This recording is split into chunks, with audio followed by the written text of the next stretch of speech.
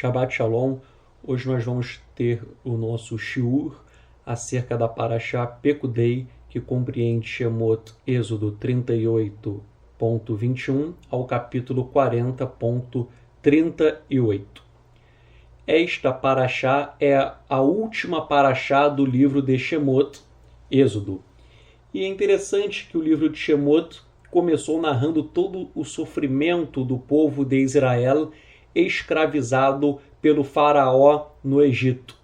E agora, na última Parashá deste livro, ela termina com a completa construção do Mishkan, do tabernáculo, que foi edificado para que o Eterno habitasse no meio do seu povo. E disto nós extraímos uma profunda lição, que o mundo dá muitas voltas. No início do livro de Shemot, Êxodo, o livro começa quando nós éramos escravos. E agora o livro termina de uma outra maneira. Agora o nosso povo está livre, ao Mishkan, o tabernáculo, e o Eterno está habitando no meio do nosso povo. Então, o mundo dá realmente muitas voltas. De escravos, ficamos livres. Da idolatria que permeava no Egito, agora nós temos um único Yahweh. E o sofrimento foi transformado em alegria, o pranto em regozijo. Isto nos ensina que toda provação tem um fim. Nós começamos o livro de Shemot, Êxodo, como escravos, sofrendo nas mãos do faraó do Egito.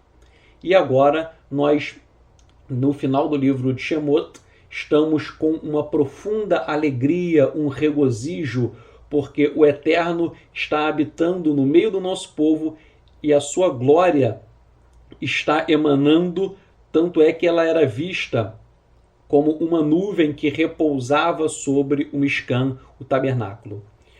Fazendo um breve resumo sobre os temas centrais do livro de Shemot, Êxodo, nós poderíamos apontar os seguintes aspectos mais relevantes. Shemot, ele trata da supremacia de Yahweh sobre todas as divindades pagãs. Nesse livro de Shemot há uma contraposição. De um lado, todos os deuses do Egito, do outro, o Eterno, Yahweh. E o Eterno, ele se mostra soberano, superior a todos os falsos Elohim, aos falsos deuses egípcios. Então, o primeiro tema de Shemot, o primeiro tema cardeal é esta supremacia do Eterno. O segundo tema refere-se ao próprio êxodo do Egito, ou seja, a libertação e a redenção do povo de Israel. A saída do Egito, esta libertação, ela tipifica uma redenção futura que nós teremos no reinado de Yeshua HaMashiach, em que aí sim haverá uma redenção completa do povo de Israel. O terceiro tema cardeal central do livro de Shemot refere-se à própria outorga da Torá. Nós vimos que a Torá ela foi outorgada como uma constituição para o povo de Israel e também como um conjunto de normas para todos aqueles que queiram ingressar na aliança, para todos aqueles que queiram servir ao Eterno. Então, neste livro de Shemot, nós temos esse aspecto fundamental que foi a outorga da Torá. E por fim, o quarto tema central de Shemot é a presença do Eterno no meio do povo. Presença esta que é simbolizada pelo Mishkan, pelo tabernáculo. Agora nós vamos tratar acerca do nome desta Parashá, Pekudei. Este nome se extrai da leitura de Shemot, Êxodo 38, verso 21, que o texto diz: Ele Pekudei Hamishkan, Mishkan Aedut Asher Kupad Alpi Moshe Avodat Halevim Beyad Itamar ben Aharon HaKohen. Tradução: Pekudei significa contas. Então o texto diz, Shemot, Êxodo 38, 21.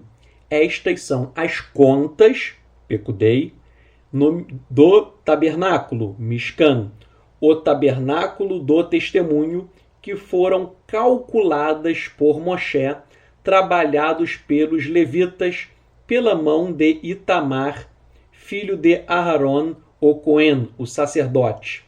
Então o nome desta paraxá é Pekudei, que significa contas, porque o texto começa dizendo Ele Pekudei. Estas são as contas do Mishkan, as contas do tabernáculo. A interpretação judaica deste texto de Shemot 38, 21 fala que houve uma auditoria completa do ouro, da prata e do cobre e o bronze, né, que foram doados pelo povo para uso no Mishkan. Então, esta paraxá tem o nome de contas porque ela vai descrever as contas, a contabilidade de quantos quilos de ouro, de prata e de bronze foram doados para a construção do Mishkan, do tabernáculo. E a tradição do nosso povo fala que houve uma auditoria completa para verificar se os recursos doados para o tabernáculo, se eles foram empregados corretamente. Dizendo de uma maneira mais franca, esta auditoria era para verificar se houve algum desvio da verba, tal como aqui no Brasil nós somos assolados com tantos escândalos de corrupção, em que políticos inescrupulosos eles desviam o dinheiro público.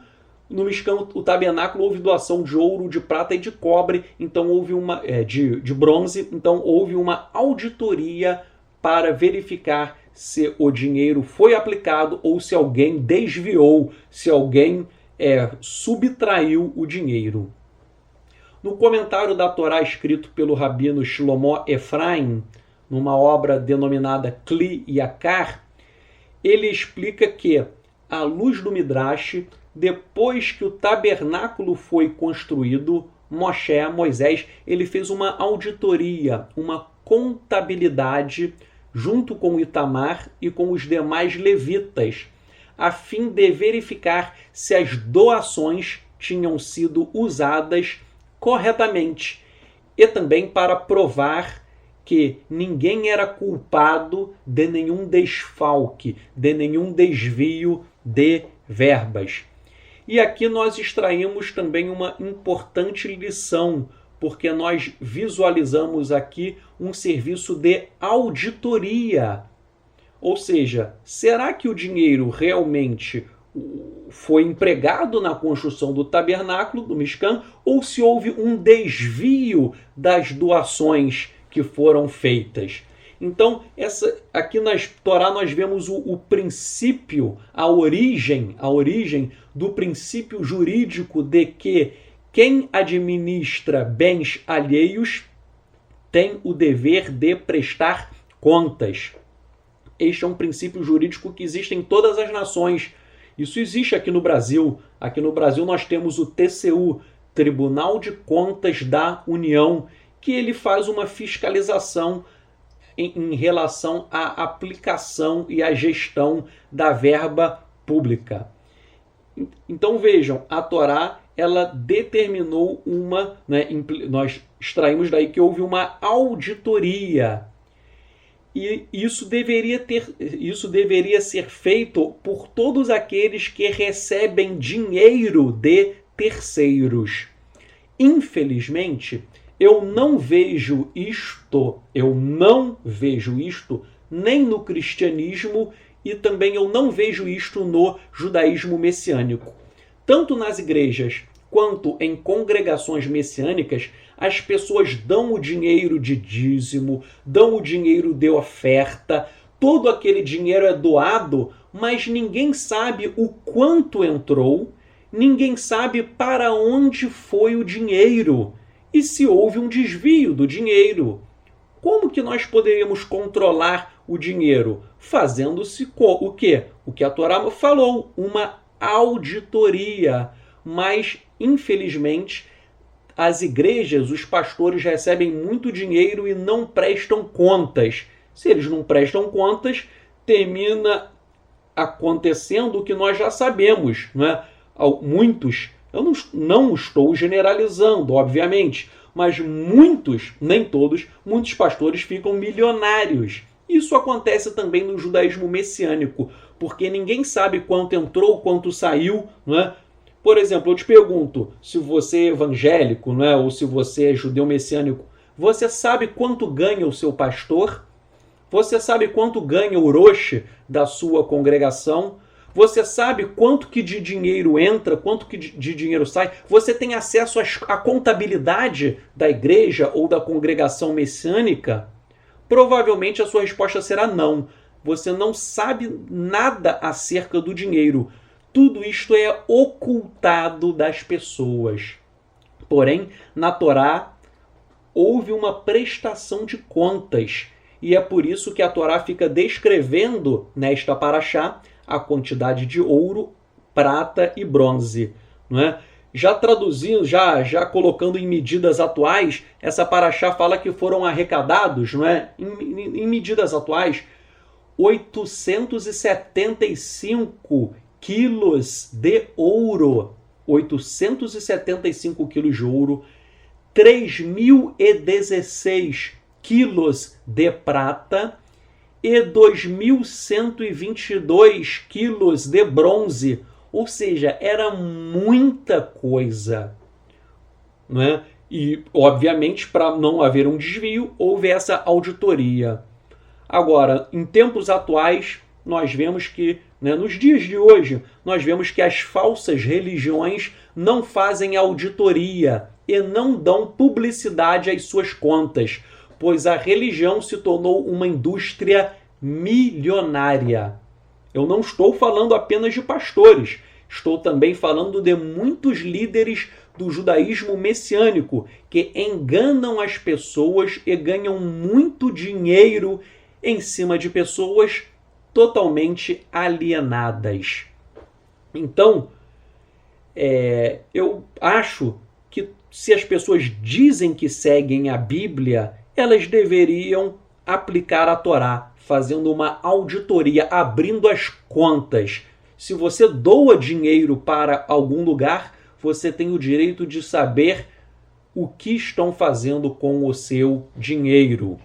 Bem, prosseguindo na paraxá, o capítulo 39 fala das vestes do Cohen Agadol, do sumo sacerdote. E este assunto eu já tratei na paraxá Tetzaveh, então eu não vou repetir o que foi dito.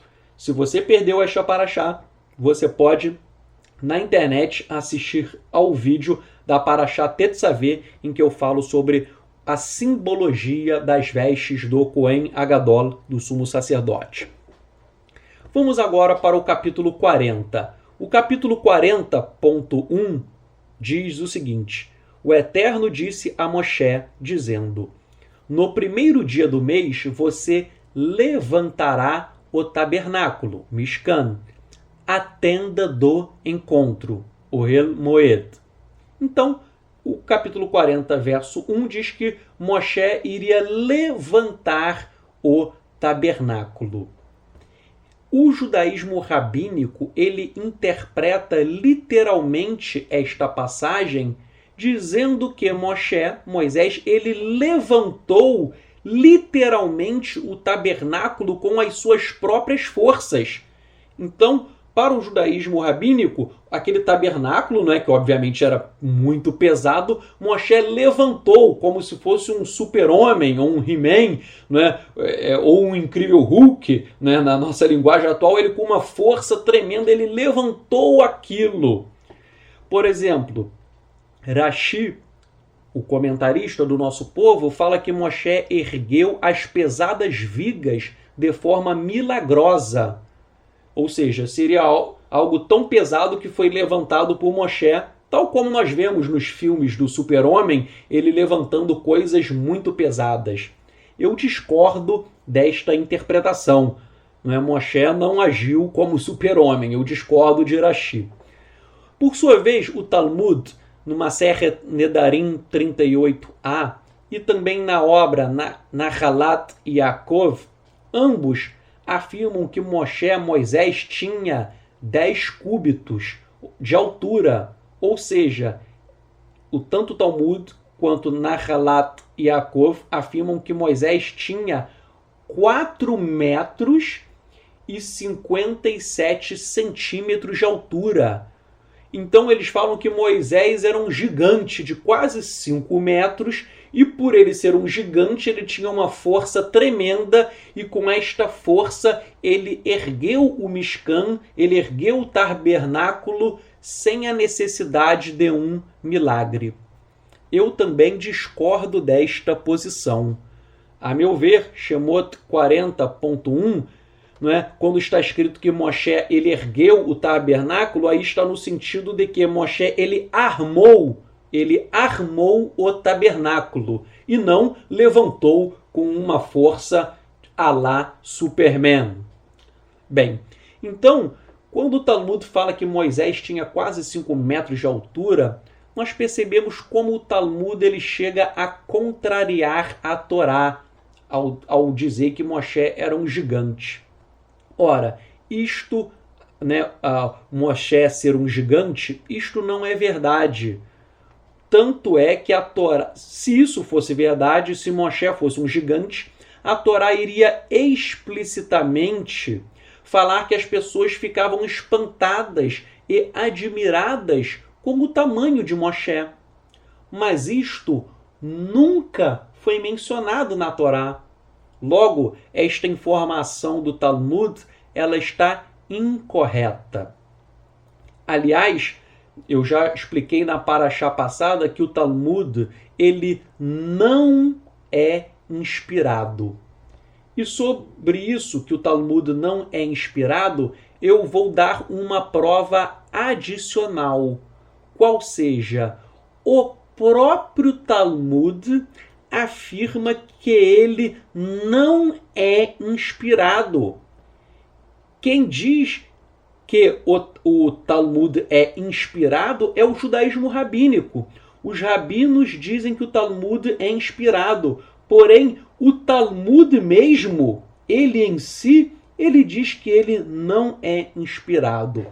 De onde eu tiro isso? Eu extraio isso da leitura do Talmud Bavli, Masechet Sanhedrin 11a, em que está escrito o seguinte, abrem-se aspas, nossos sábios ensinaram, desde a morte dos últimos profetas, quais sejam Hagai, Secariá e Malachi, a Ruach HaKodesh, que dá a inspiração, ela se apartou de Israel.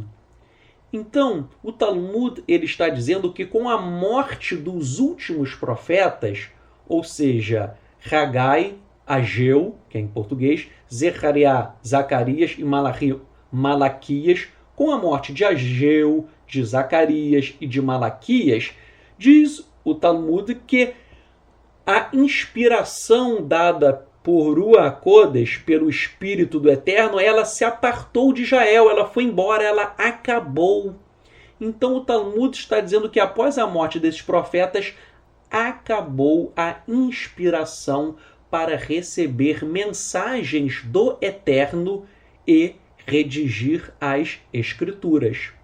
Logo, se o Talmud veio muito tempo depois da morte desses profetas, o Talmud é do século V depois de Yeshua, então o Talmud ele não é inspirado. Repetindo, o Talmud fala que depois da morte dos últimos profetas, ninguém mais recebeu inspiração do Eterno. Então, se eu partir da premissa que do Talmud, se o Talmud veio muito tempo depois da morte dos profetas, óbvio que ele não é inspirado. Vejam, eu estou usando o próprio Talmud para contestar a tese do judaísmo rabínico, no sentido de que o Talmud é inspirado. Não obstante, eu não concordo com o Talmud ao dizer que após a morte dos últimos profetas, a inspiração acabou. Eu não concordo com isso. Tanto não acabou a inspiração profética que eu creio que os Netzarim, os nazarenos, receberam inspiração do Eterno para escrever os Ketuvim Netzarim, conhecidos popularmente como o Novo Testamento. Então, Kefá, Pedro, Yohanan, João, Shaul, Paulo, todos eles receberam a inspiração do Eterno para redigir os Ketuvim Netzarim, o que as pessoas conhecem como o Novo Testamento. Prosseguindo na Parashá, nós lemos no capítulo 40.2 e também no 40, versos 30 a 32, que Moshe e Aaron, Moisés e Arão e os sacerdotes, todos eles deveriam lavar os pés e as mãos com água. Tratava-se de uma lavagem ritual, que simbolizava a pureza para servir ao Eterno. E se os Koanim, se os sacerdotes, não lavassem os pés e as mãos antes de oficiarem no Mishkan, no tabernáculo, eles seriam mortos. Né? Em uma outra passagem, a Torá fala que se eles não lavassem os pés e as mãos, eles seriam mortos. E essa lavagem dos pés e das mãos, ela tipifica, ela simboliza uma pureza, que os sacerdotes, os Koanim, deveriam ser pessoas puras. E é desta passagem e de outras passagens que falam sobre a lavagem das mãos, são dessas passagens que o judaísmo rabínico tirou o ritual da denominada Netlat Yadayim, que é uma lavagem ritual das mãos. O judeu ortodoxo, atualmente, todos os dias ele faz uma lavagem ritual das mãos e determinadas rezas. E esse ritual é chamado de Netlat Yadayim. Nós vamos aprender agora um pouco mais sobre este ritual e depois eu vou analisar se este ritual de lavagem das mãos, a Netlat Yadayim, se isto é compatível ou não com as Escrituras. Então, primeiro eu vou falar um pouquinho da Netlat Yadayim e depois nós vamos investigar se isto é compatível ou não com as Escrituras. Sobre o Netlat Yadayim, escreveu o Shulchan Aruch. Shulchan Aruch é uma obra que compila diversas tradições judaicas e hoje é um livro muito usado pelo judaísmo, que é um compêndio, um manual de todas as tradições judaicas. Então, o Shulchan Aruch, eu vou ler o que ele diz sobre a Netlat Yadayim. Tudo isso que eu vou falar agora eu estou lendo. Shulchan Aruch diz o seguinte, diz Shulchan Aruch, já que, ao levantar da cama, a pessoa é como uma criatura nova para o serviço ao Criador, abençoado seja, ela, a pessoa, precisa santificar-se lavando as mãos com um recipiente, assim como o sacerdote santificava as mãos diariamente antes de realizar o serviço no templo. A referência a essa lei se encontra no versículo: lavarei com limpeza as minhas mãos e circundarei o teu altar, ó Elohim, para que se façam escutar palavras de gratidão. Terrilim, Salmos 26.6. Aí prossegue o Shulchan Aruch. Há outra razão para essa ablução, para esta lavagem. Durante o sono, a alma sagrada se desprende do corpo, o que atrai um espírito impuro, um espírito imundo, que paira sobre ele. Com o despertar, o espírito impuro, imundo, abandona o corpo, exceto os dedos. Daí, se depreendendo dele, daí se desprendendo deles após a lavagem das mãos 3 vezes alternadas. É proibido andar 4 cúbitos sem antes fazer a lavagem, a menos em caso emergencial. Então vejam, o Shulchan Aruch, ele diz que a lavagem das mãos, Netilat Yadayim, tem 2 fundamentos. Os sacerdotes no templo lavavam as mãos, que é o que nós vimos. Então nós deveríamos lavar também, é uma lavagem ritual, existem algumas rezas, algumas orações feitas. Agora, o segundo fundamento da Netilat Yadayim, diz o Shulchan Aruch, depois eu vou analisar se isso é bíblico ou não, mas diz o Shulchan Aruch que quando você dorme, você que está me ouvindo, quando você dorme, a sua alma se desprende do seu corpo. E daí um espírito impuro, imundo, ou seja, um demônio, ele entra no seu corpo. Vejam, um demônio entra no teu corpo e quando você acorda, o demônio vai embora. Porém, diz que nas suas mãos, o demônio ele deixou umas impurezas na tua mão, nas tuas mãos. Então, já que você está, não é, com a mão, entre aspas, endemoninhada, já que você tem demônio na mão, dizendo em outras palavras, você teria que fazer essa lavagem ritual das mãos para tirar essa impureza do espírito imundo. Isso diz Shulchan Aruch. Aí prossegue Shulchan Aruch. Shulchan Aruch diz, vou ler de novo o artigo 3. O artigo 3 de Netilat Yadayim diz: a lavagem da manhã das mãos é feita da seguinte forma: segura-se o recipiente com a mão direita, passa-se o mesmo à mão esquerda, e esta derrama a água sobre a direita. Em seguida, toma-se o recipiente com a direita, vertendo a água sobre a mão esquerda. Este procedimento é feito 3 vezes. É bom lavar até o pulso, mas havendo dificuldade, basta até os nós dos dedos. E prossegue dizendo Shulchan Aruch: a pessoa deve lavar as mãos sobre um recipiente para não derramar a água impura no chão. É proibido usufruir da água da lavagem, em razão do espírito impuro que paira sobre ela. Portanto, ela deve ser jogada fora em lugar onde ninguém caminhe. Só comentando, aqui o Shulchan Aruch está dizendo o seguinte: quando você lava a mão, você deve lavar as suas mãos sobre um recipiente. E a água que você lava a mão, você tem que jogar fora em um lugar que não tenha ninguém. Porque diz o Shulchan Aruch que o demônio, o espírito impuro, ele vai ficar na água. Então, aquela água está com o espírito impuro, está com o demônio, e daí você joga a água fora, um lugar onde não esteja ninguém. Porque se essa água cair em alguma pessoa, o demônio vai passar para essa pessoa. Vejam só, depois nós vamos analisar se isso é bíblico ou não. O artigo 5º diz: antes da lavagem, não se deve tocar na boca, no nariz, nos olhos, nos ouvidos, no ânus, nos alimentos, nem na cicatriz de uma veia aberta, pois o espírito impuro paira sobre as mãos que não fizeram a lavagem. Isto pode ser prejudicial.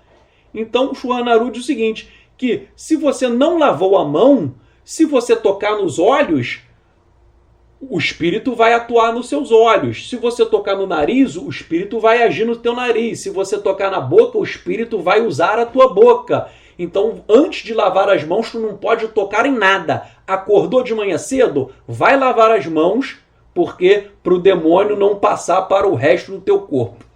E o artigo 9º diz assim: fatores que tornam necessária a lavagem. Após as seguintes ocasiões, é necessário lavar as mãos com a água.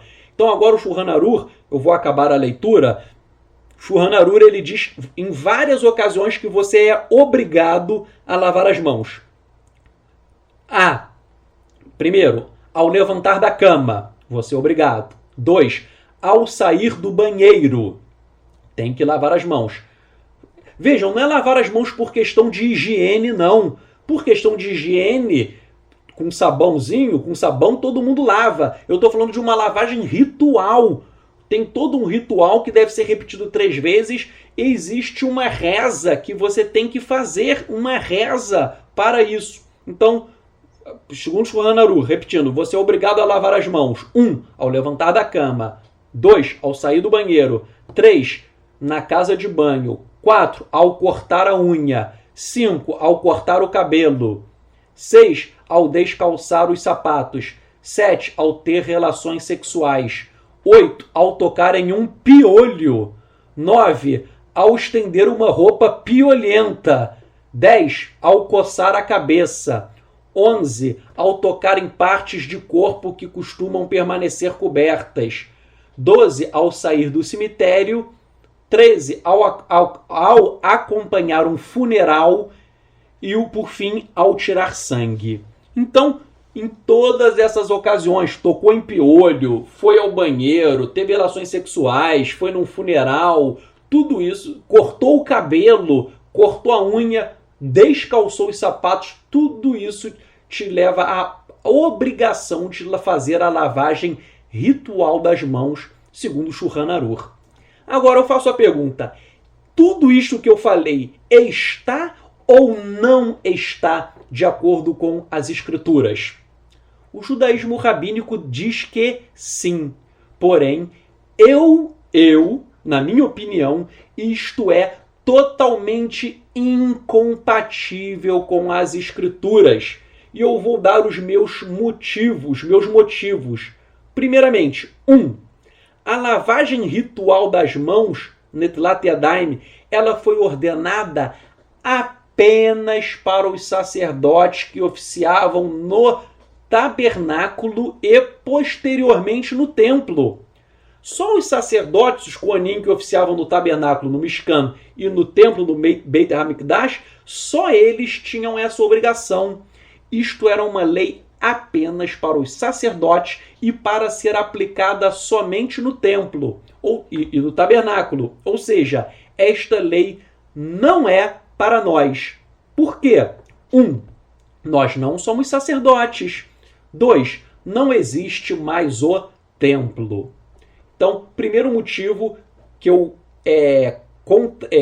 discordo da Netilat Yadayim, da lavagem das mãos, meu primeiro motivo é que esta lavagem foi ordenada apenas para os sacerdotes e apenas para ser feito no tabernáculo, no templo. E isso não tem mais. 2. Eu pergunto para você, onde a Escritura fala sobre um espírito impuro que entra no nosso corpo à noite? Onde a Escritura fala que tem um espírito que vai tocar na tua boca, tocar na tua mão? O Shulchan Aruch fala até no ânus. Desculpem, mas estou sendo sincero. O Shulchan Aruch fala que o espírito pode entrar até no teu ânus. Onde isso está nas Escrituras, meu povo? Isso não está em lugar nenhum. E Shulchan Aruch, eu estou escandalizando muitas pessoas, mas o Shulchan Aruch fala, leia, até entrar no ânus. Ora, isso não existe em lugar nenhum das Escrituras. Trata-se de uma invenção dos rabinos. A Netilat Yadayim, a lavagem das mãos, é uma lei rabínica, um acréscimo que os rabinos colocaram. Mas isso não existe na Torá. E, já que isto é um acréscimo, uma invenção dos rabinos, Yeshua, ele criticou expressamente este tipo de acréscimo. Em Matityahu, Mateus, capítulo 15, verso 3, traduzido do aramaico, Yeshua disse, e porque vós transgredis o mandamento de Elohim por causa das vossas takanot.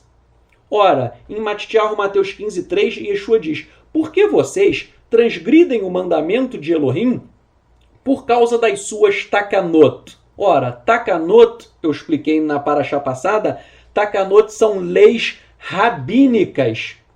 Então Yeshua criticou leis rabínicas que acrescentam coisas que não existem na Torá.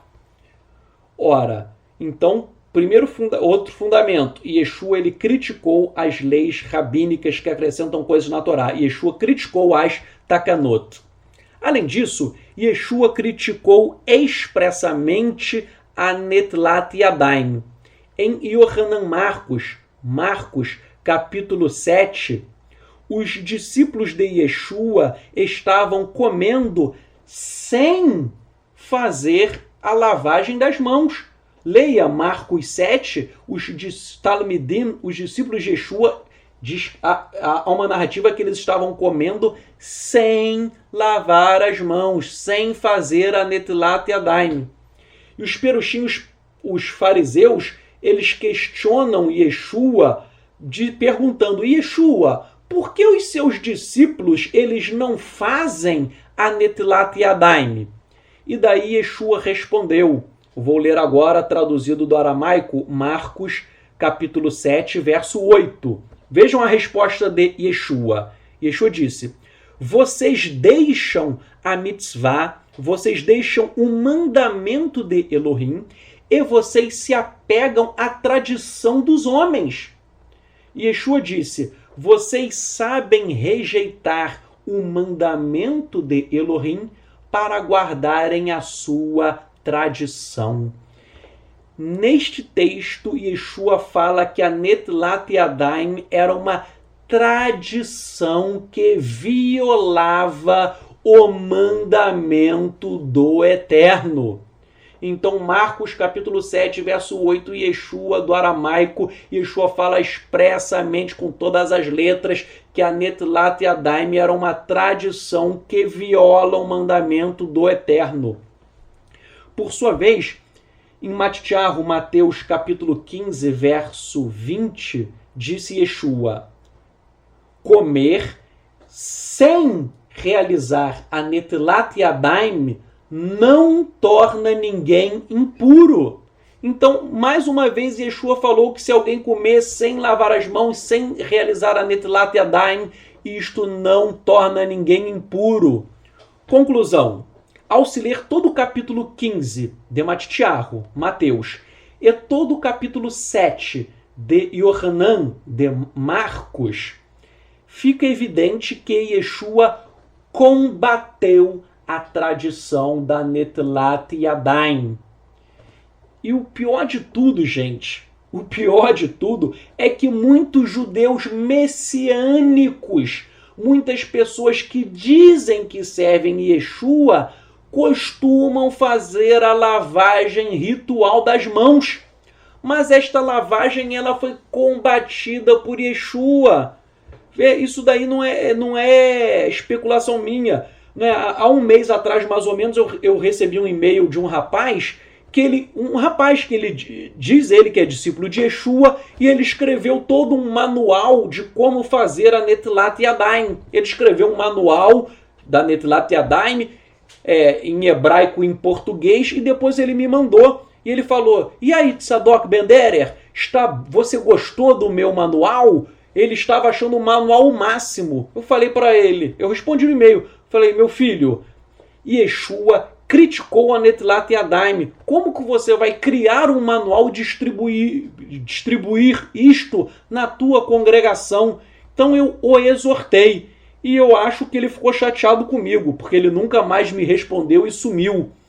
Ora, gente, eu faço essa exortação com amor. Com amor. Se você faz a Netilat Yadayim, eu não tenho nada contra você. Eu te amo. Eu te amo em nome de Yeshua HaMashiach. Só que eu estou falando isso com amor. Se você segue Yeshua, você não pode fazer algo que Yeshua criticou. Então, repito, se você faz a Netilat Yadayim, eu não estou batendo em você. Eu te amo. Mas eu estou analisando tecnicamente a questão e eu estou te fazendo pensar. Reflita sobre isso, tá bom? Então, eu te amo, eu não tenho nada contra você, se você faz, mas eu gostaria que você refletisse e orasse ao Eterno, que o Eterno vai iluminar a tua mente para você melhor compreender esta questão. Bem, retornando a Parashá, o capítulo 40, verso 15, fala que o ofício de Cohen, de sacerdote, pertenceria à descendência de Arão, por todas as gerações para sempre. No hebraico está a palavra olam, que é para sempre. Então, o capítulo 40, verso 15, diz que os descendentes de Arão, eles seriam sacerdotes por todas as gerações e para sempre. E aí vem a seguinte questão. Os Ketuvim Netzarim falam que Yeshua é o nosso Cohen Agadol, o nosso sumo sacerdote. Isso está em Ivrim, Hebreus 8.1. Mas vejam, se Yeshua é descendente de Yehudá, de Judá, como ele pode ser sacerdote? Vejam, os sacerdotes pela Torá, eles são da descendência de Levi. Porém, Yeshua não é descendente de Levi. Yeshua é descendente de Yehudá, de Judá. Então fica essa dúvida. Se os sacerdotes são só da descendência de Levi, se Yeshua não é descendente de Levi, como é possível que Yeshua seja sumo sacerdote, Cohen Agadol, Hebreus 8.1? Então, aparentemente, nós temos uma contradição. Mas essa contradição ela é aparente, ela não é real. A resposta para esta pergunta está em Ivrim, Hebreus, capítulos 5, 6 e 7. Vale a pena você ler com atenção o livro de Hebreus, capítulos 5, 6 e 7, pois esses 3 capítulos explicam o tema à luz da Torá. E eu vou apontar para vocês o raciocínio do livro de Ivrim, do livro de Hebreus. Vejam só. O livro de Hebreus ele fala o seguinte, que em Bereshit, em Gênesis, capítulo 14, versos 18 a 20, há o encontro de Abraão, com Malquitzedek, em português conhecido como Melquisedeque. Então, o livro de Gênesis fala que Abraão encontrou Melquisedeque e esse Malquitzedek, ele era sacerdote do Eterno. E diz a Torá que Melquisedeque, ele abençoou Abraão. E Abraão deu o dízimo para Malquitzedek. E eu pergunto, quem é superior? Quem abençoa ou quem é abençoado? A resposta é, quem é superior é aquele que abençoa, porque quem abençoa tem o poder de dar a bênção. E quem abençoou Abraão? Malquitzedek, ou seja, Malquitzedek, ele é superior a Abraão, porque ele abençoou Abraão. E outra coisa, quem é superior? Quem dá o dízimo ou quem recebe o dízimo? Superior é aquele que recebe o dízimo. E nós lemos na Torá que Melquisedeque, ele recebeu o dízimo de Abraão. Então, o autor de Hebreus ele quer dizer o seguinte, Malquitzedek, ele abençoou Abraão e ele recebeu o dízimo de Abraão. Logo, ele é superior a Abraão. E se não bastasse, Malquitzedek, diz a Torá, que ele era sacerdote do Eterno. E o que indica que existia uma linhagem sacerdotal muito anterior à existência do próprio sacerdócio levítico. Por quê?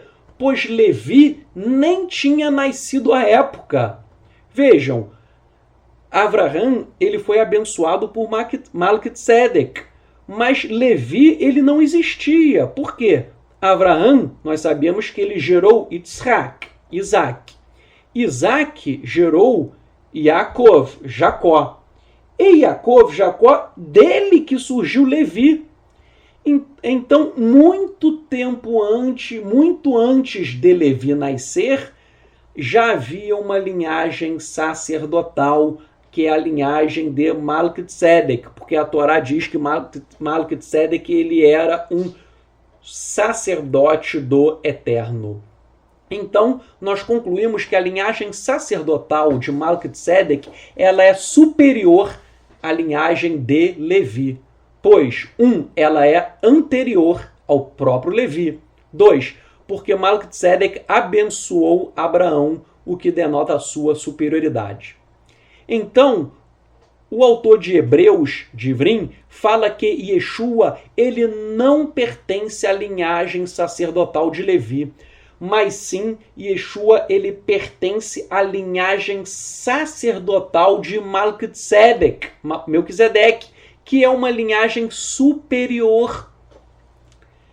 Então vejam, se a linhagem de Melquisedeque é superior, Yeshua ele não possui o seu sacerdócio baseado em Levi, e sim em Melquisedeque.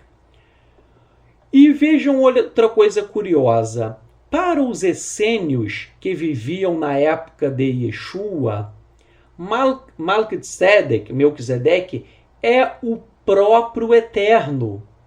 Nos manuscritos de Qumran, no Mar Morto, os essênios chamavam o Eterno de Melquisedeque, porque Melquisedeque significa Rei da Justiça. Os essênios eles chamavam o Eterno de Rei da Justiça, Melquisedeque, e chamavam Satanás de Malquireisha, ou seja, o Rei do Mal. Então, o Eterno era chamado pelos essênios de Melquisedeque. Agora vejam que interessante. No texto aramaico de Ivrim, Hebreus 6.20, está escrito que Yeshua se tornou um Cohen Agadol, um sumo sacerdote, para sempre, na imagem de Melquisedeque.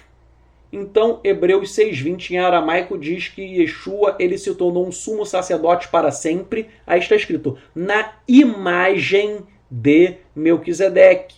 Então vejam, se Melquisedeque é um dos nomes do Eterno, nós poderíamos ler Hebreus 6.20 da seguinte forma: Yeshua se tornou um sumo sacerdote para sempre na imagem do Eterno.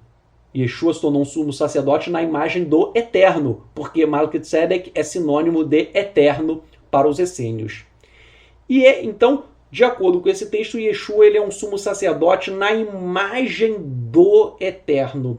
E esta interpretação é compatível com Colossenses 1.14, que diz que Yeshua é a imagem visível do Elohim invisível.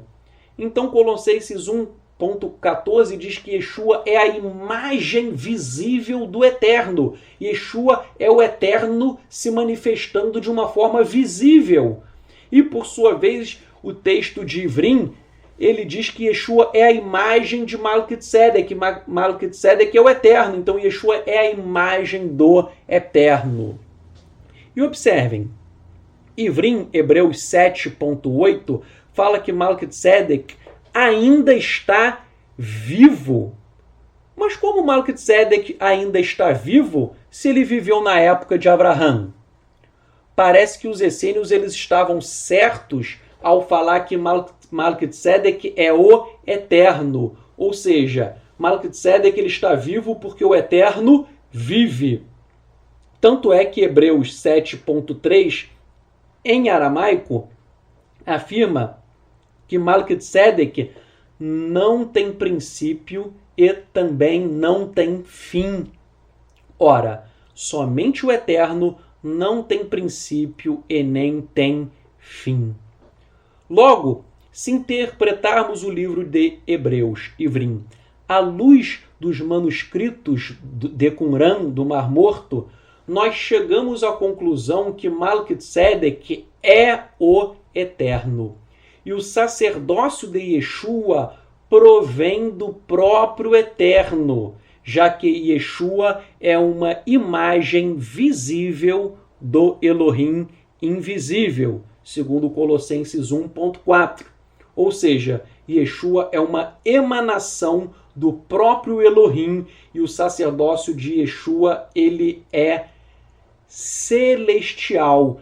A Kehuná, o sacerdócio de Yeshua, ele não é de origem humana, ele provém dos céus, provém do Eterno. E se nós analisarmos todo o contexto de Hebreus 4.14 e Hebreus 7.28, nós perceberemos que o autor de Hebreus está afirmando que o Mashiach é o Cohen Agadol, é o sumo sacerdote, superior aos sacerdotes de descendência levítica. Repetindo, o autor de Hebreus ele fala que Yeshua ele possui um sacerdócio superior aos sacerdotes de descendência levítica. E para justificar este raciocínio, o livro de Hebreus ele pauta-se nos seguintes argumentos. O Mashiach é filho de Elohim e existe desde a eternidade, enquanto os outros sacerdotes eles são apenas homens. Então, Yeshua é superior porque os outros sacerdotes são homens. Yeshua é o filho de Elohim, é uma emanação do Eterno. Isso está em Ivrim, Hebreus 5, versos 5 e 6. Outra coisa, o autor de Hebreus diz que Yeshua nunca pecou, porém os outros sacerdotes eram pecadores. Hebreus 4.15. Então, Yeshua é superior porque ele nunca pecou e os outros sacerdotes eram pecadores. Outra coisa, Yeshua, ainda que Yeshua não seja da tribo de Levi, ele exerce sacerdócio, porque Malquitzedek, ele era sacerdote do Eterno antes da instituição do sacerdócio levítico.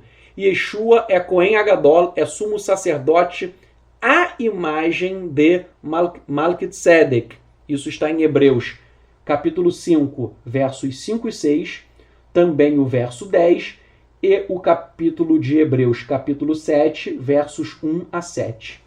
E por fim, os sacerdotes humanos, eles eram pecadores e ofereciam sacrifícios por si e pelo povo. Mas Yeshua é perfeito e ofereceu a si mesmo como um sacrifício para sempre. Isso está em Hebreus, capítulo 7, versos 23 a 28. Por todas essas razões, nós percebemos que o sacerdócio de Yeshua é para sempre e é superior ao sacerdócio levítico, porque ele é um sacerdócio à imagem de Malquitzedek, à imagem do próprio Eterno. E agora, estamos já acabando, no capítulo 40, versos 34 a 38, a Parashá termina com a glória do Eterno enchendo todo o Mishkan, o tabernáculo.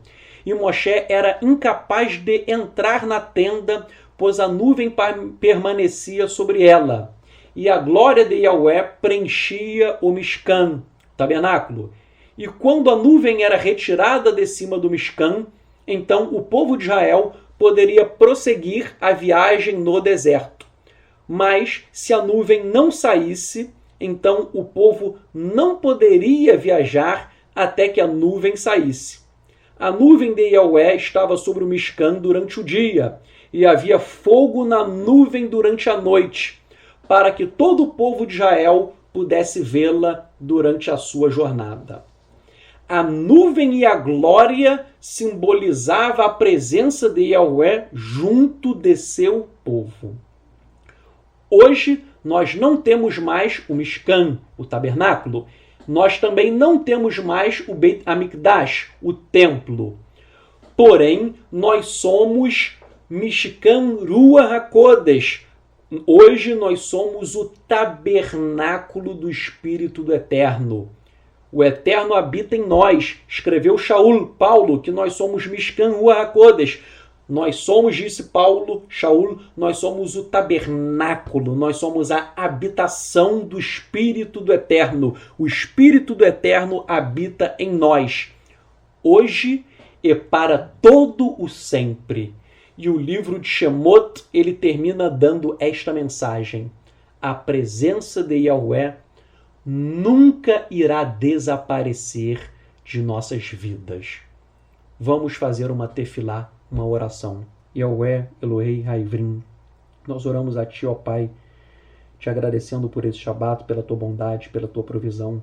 Que tudo aquilo que nós estudamos, isso seja gravado nas tábuas dos nossos corações e que a Tua Ruach HaKodesh que habita em nós, ela possa manifestar o Teu poder, para ajudando-nos a cumprir a Torá e a proclamar Yeshua Mashiach. Nós te agradecemos, nós bendizemos o nome de Yahweh, o nome que é santo, que é bendito, que é exaltado nas alturas, Kadosh Baruch Hu. Nós te exaltamos, ó Pai, com todo o nosso coração, com toda a nossa alma e com toda a nossa força. Muito obrigado pela tua bondade, pela tua longanimidade, por tua réceda, por tua misericórdia, pela tua compaixão que nunca falta, pelo teu sustento, pelo nosso o nosso maná, pelo nosso pão nosso de cada dia. Nós te agradecemos, Pai, por tudo que o Senhor tem feito, por tudo que o Senhor ainda fará em nossas vidas e que nós possamos, aqui na terra, sempre bendizer o nome de Yahweh e essa bênção, esta proclamação será feita também por toda a eternidade. Nós te agradecemos em nome de Yeshua Mashiach. Amém.